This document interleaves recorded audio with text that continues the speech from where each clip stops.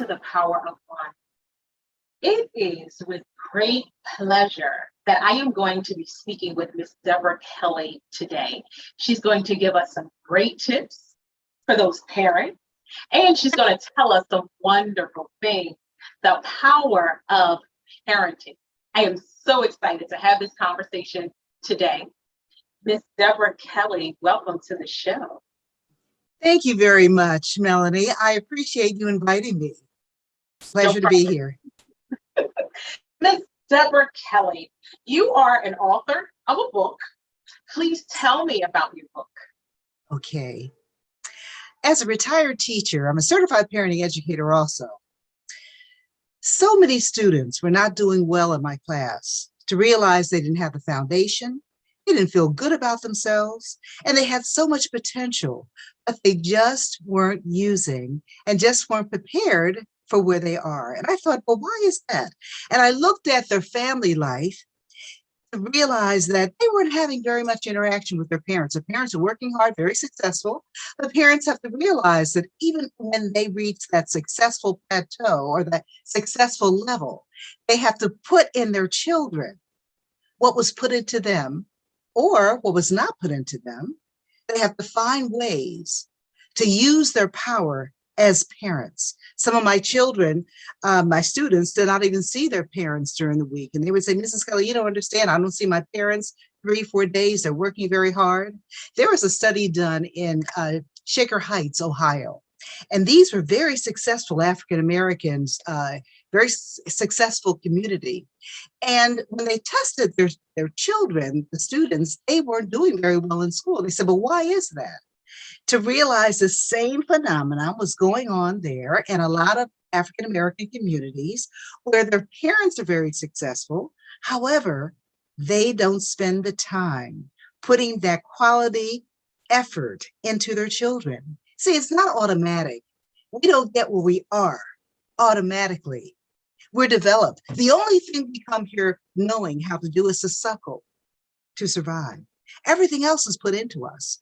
How we feel about ourselves, the need to succeed, the feeling that we can succeed, that self-fulfilling prophecy, that's instilled in us. And that empty slate, when we come into this world, our parents fill that slate with the things that we repeat in our minds over and over again. So I found a need when I became a certified parenting educator to write this book to educate parents, because I believe that's where it starts. If we want to do something about the violence in our community, when we want to do something about people hurting other people, because hurt people hurt other people. And that sounds cliche, but that's so true. If you feel good about yourself, you're going to pass that on. If you don't feel so good about yourself, you're also going to pass that on. So this is my purpose and passion, is to work with parents to change what's going on in their households, first of all. And then that leaks or that changes the outward community with each and every one of us and our actions and our behaviors. It's interesting you say that, Miss Kelly, and I'm going to tell you why. I am baby and the only girl. I have 2 older brothers, and I'm still a mommy and daddy's girl. I asked them, could I move back home, married, 2 kids? They said no. Okay, my dad's a pastor. We'll deal with that later. I'm sure somewhere in the Bible it says let your kids come back home when they're grown, but we'll deal with that later. Okay, we will, because that's difficult for me. I have 2 grown children, and that's a difficult decision to make. Okay. So in looking at my childhood, for me, I had the best childhood ever. My brothers and I came from a loving household. My dad, we were brought up in the church, and my dad was like that neighborhood dad. He just was. We sat down and we ate dinner together, and people thought that was like foreign. When I met my husband, I was 15. When he came to my house, he was 17. His mouth was wide open. He said, oh my goodness, I thought this only existed on TV. He thought it just happened in the Huxtable household on TV. But I said all that to say, we came from a very loving household. How do you help those parents that when you come from this very loving household and you pour in love, you pour in support, you pour in encouragement. So a little more of a backstory. So my oldest brother, John, he unfortunately started using drugs when he was in junior high school. Mm-hmm. My middle brother, Eric, was epileptic. And with him being epileptic, there was some mental delay. And the doctors told my mother and father that he would never get out of the fourth grade. My mom and dad said, not so. Right. So my mom and dad educated my brother, not only with him having it at school, educated him at home. And he graduated high school. But let's talk about John for a minute. And we love John. John has been through so much. But he had that loving family support. He had that encouragement. What do you say to those parents that has poured wonderful things into their children, but they still stray?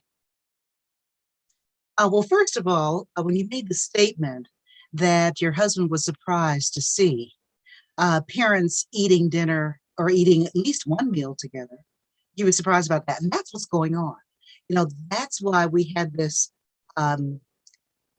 this widespread issue, problems, because parents are not connecting with their children. And it really is a shame to say that most of the communities, the family is fragmented. They're not coming together. They're not talking around the dinner table because there's a study that says if you have at least one meal together, you look into your children's eyes, you let them know that you care, that they are important to you, that they're seen, heard, and validated, then they are less likely to go to drugs and alcohol. Now, nothing is guaranteed 100%. Because we're a community, and it says, it takes community to raise a child, and you don't know those messages that they have been receiving from other people.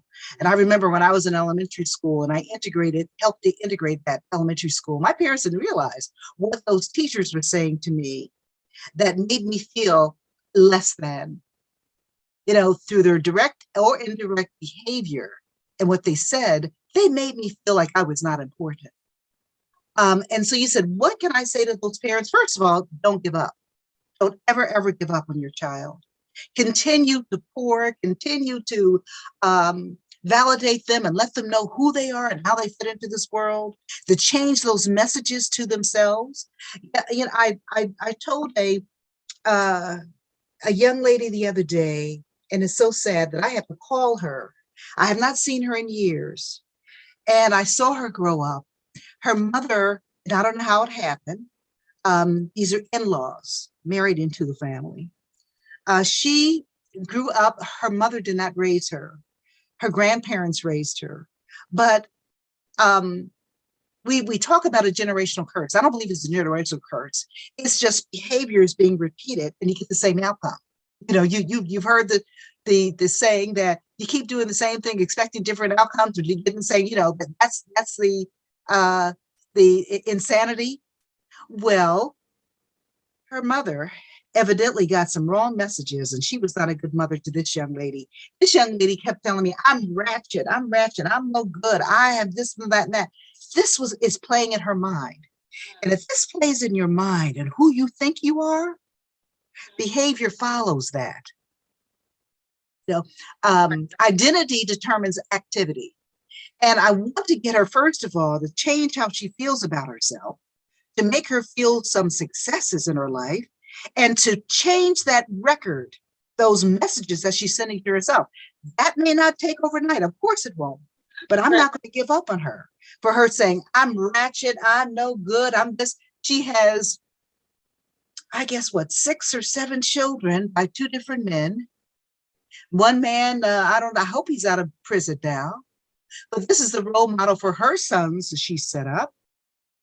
I don't know what messages she's giving to her daughters and her sons, because if she's telling herself she's ratchet and she's no good, you can't tell your children you're somebody and treat them like somebody, and therefore they're going to act like somebody if you don't feel like you're somebody. So a lot of times parents have to, now I'm not saying in this case, but sometimes parents have to identify where they are before they can encourage and instill in somebody else a feeling of esteem. So many people are not self-actualized. And what does that mean? That means that we're able to develop and maintain healthy relationships. We respect ourselves, we respect other people. We're outward centered instead of self-centered, because when you're hurting, you can only focus on yourself and you're stunted in your behavior. You're not a risk taker, you're stunted, you're afraid to take a chance because you're afraid of failure. And I tell people, young people, successful people have failed more often than unsuccessful people. Why is that? Because successful people have a core belief system about who they are and where they're going. And failure is just a temporary setback because they believe in themselves. So they will keep going forward even when they fail. An unsuccessful person who feels not worthy of success will stop trying as soon as they fail because they think they don't deserve anymore.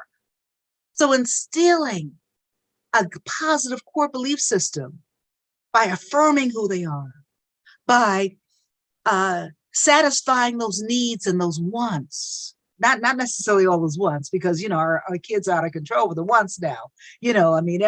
Everything is like a dangling carrot, but satisfying those needs, letting them know that they are loved, letting them know they're important, hearing them, seeing them, validating them is so important.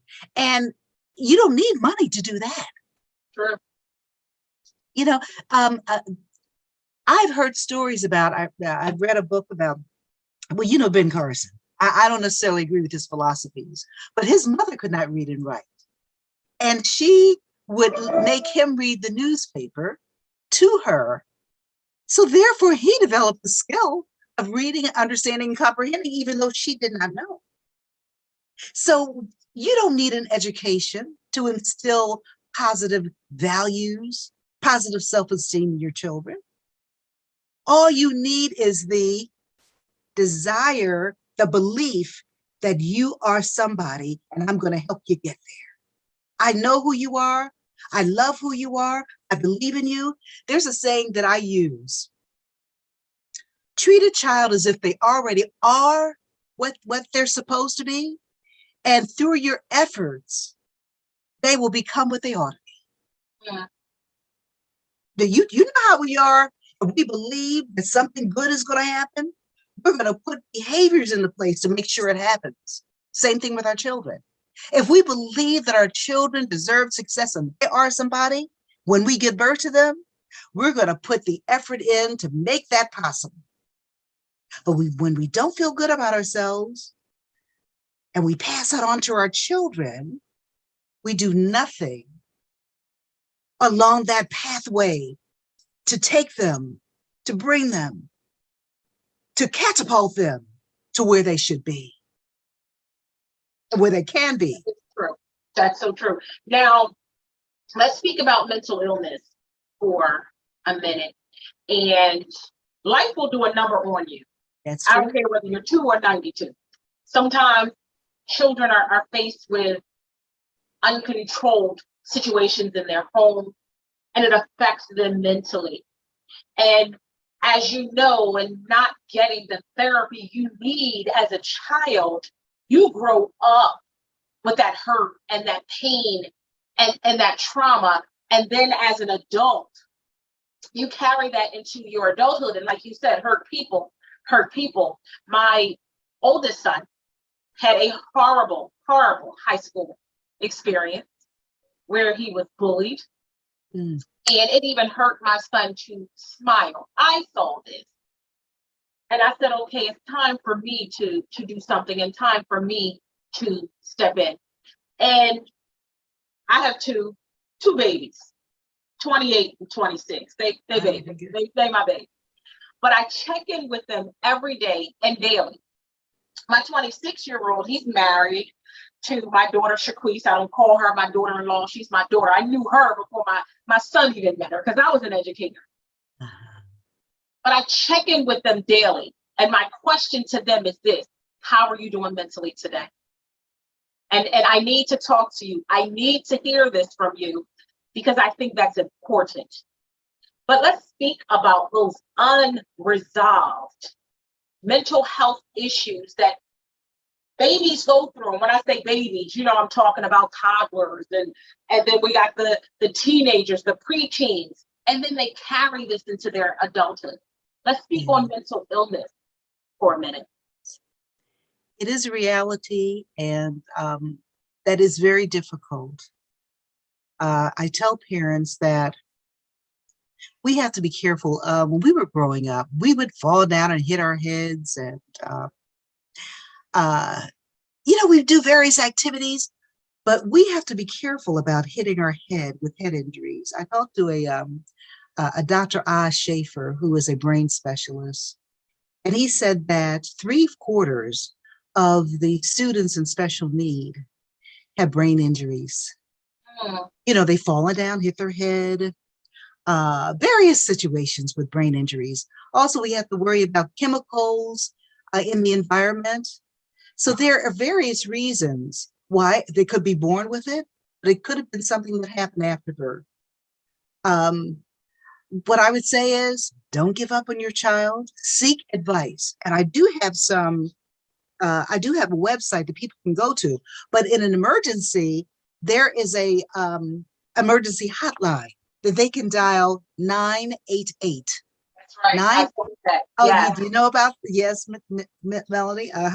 Also, there's a website that they can go to with various sources.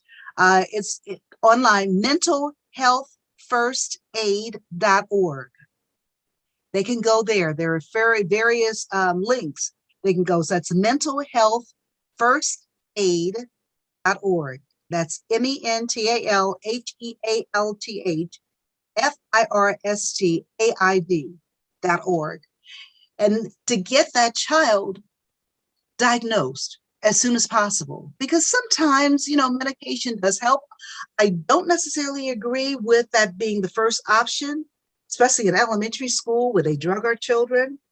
What I've observed is these children become drug addicts for the rest of their lives sometimes. They're not able to get off these drugs.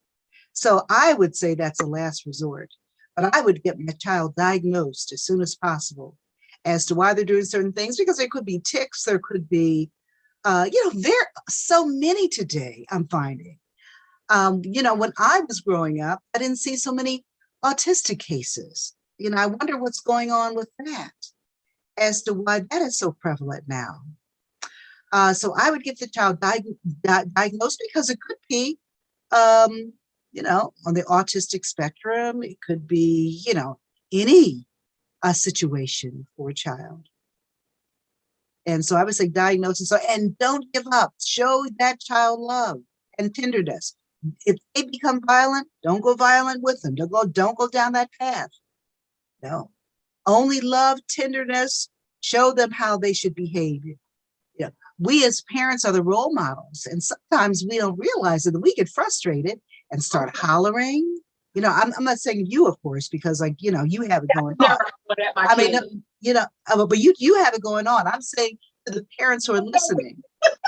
I'm surprised my son didn't come in from somewhere. Like, Mom, why are you telling stories? But you're right. Sometimes we lose it. We're human. We're human beings. That's right. We're human beings. But we have to remember that we are showing them how to behave in situations, and that that there are other ways besides getting, angry and upset, that we have to be that role model for that child, and also make sure that they still, whatever they're going through, is unconditional love. Yeah, I agree. That they always have a safety net with us. Yes. They're always safe. Because I'm thinking about my dad, who's a pastor at Ebenezer Baptist Church. And, it's funny that, again, going back to my family's everything to me. But I remember telling one of the church members, I was like, "Oh, what's the time? My dad beat my butt." They was like, "Your dad?" I was like, "Yeah." I was like, yeah. So my brothers and I, we have this healthy fear. Oh, my dad will be 80 in October. He can't run anymore, but I'm not going to do something I don't have no business doing and be within arm's reach of him. And my dad's the sweetest person you ever. He just knows how to discipline his children. But I have that fear that I don't want to discipline. I'm sorry, I don't want to disappoint my mother and my father. I think that plays such an important role in the children and the line that they will cross. Some things they will do, some things they won't. But I want to tell the viewers, Miss Kelly, how people can purchase your book. And I also want you to give a positive message to all the parents that will view this show. Well, they can purchase my book they can go to Amazon, but I would rather they call me. Please call me at 215-840-5544. And when they do, maybe we can set up a session if we have enough people that I can give a presentation to them about, parenting and the power of parenting. Because we have a lot of power in our hands. And we talk about discipline techniques. Well, when I was growing up, it was the same thing. And I remember being spanked sometimes and not knowing why I was spanked. So I didn't learn a lesson from that. So there are some other techniques that can be used in my book, some techniques that can be used other than spanking. Now, I'm not saying that, because we learned a lot through spanking. We learned what fear was. But I know I did. One and done. One and done. Like, you know what I mean? Like, oh, okay, I will never do that again. Yeah. That's right.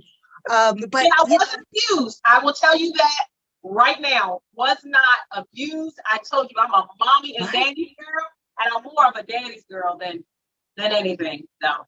I know exactly what you mean. I know exactly what you mean, because that's how I was raised. That's the way parents raise children, through spanking. That was the only discipline they used. But there are some other discipline strategies and techniques that our parents can use. I think spanking, if done, should be the last resort. But there are other ways, the either or, when then, consequences, because consequences is more effective than punishment. Yes. It's more effective. If they feel the results of their decision or judgment, then it helps them to make better choices and decisions. And that should be started as young as possible. See, we have to give children the tools in order to be independent, because they're going out in the world and we have to prepare them for this world. Spoiling your child is not the way the world is going to treat them. We have to think about how we treat our children and say, is this how the world is going to treat them? Am I training them or developing them in order to be independent and to be in a relationship with somebody else? So, those are questions we should ask ourselves, and what we do with our children on a daily basis. Mm-hmm. Now there was another question you asked me. Oh, well, what positive message do you have for the parents that are viewing this show? I have a pledge, a parent pledge that parents should take. I would say be positive. Always believe that good results is going to happen from your efforts that you put in. And I believe that. Here's a parent's pledge. And I always like parents to say this pledge with me. It says, I, as a parent, promise to give my child unconditional love. I promise to make my child feel validated, seen, and heard. I promise to separate my child's worth from their accomplishments and mistaken actions. Because, sometimes our children make incorrect decisions and judgments. We say, you're bad because of the decision and the judgment that they made. No, they are not bad. They're good, but they happen to make the wrong decision and judgment. See, that's the difference. And children should realize that they're not bad. They believe they're bad, they're going to act bad. But they made an incorrect choice in that moment. So separate the two. Okay. I promise to teach my child positive values and ethics. I promise to meet with my child's teachers at school and take an active partnership in school education.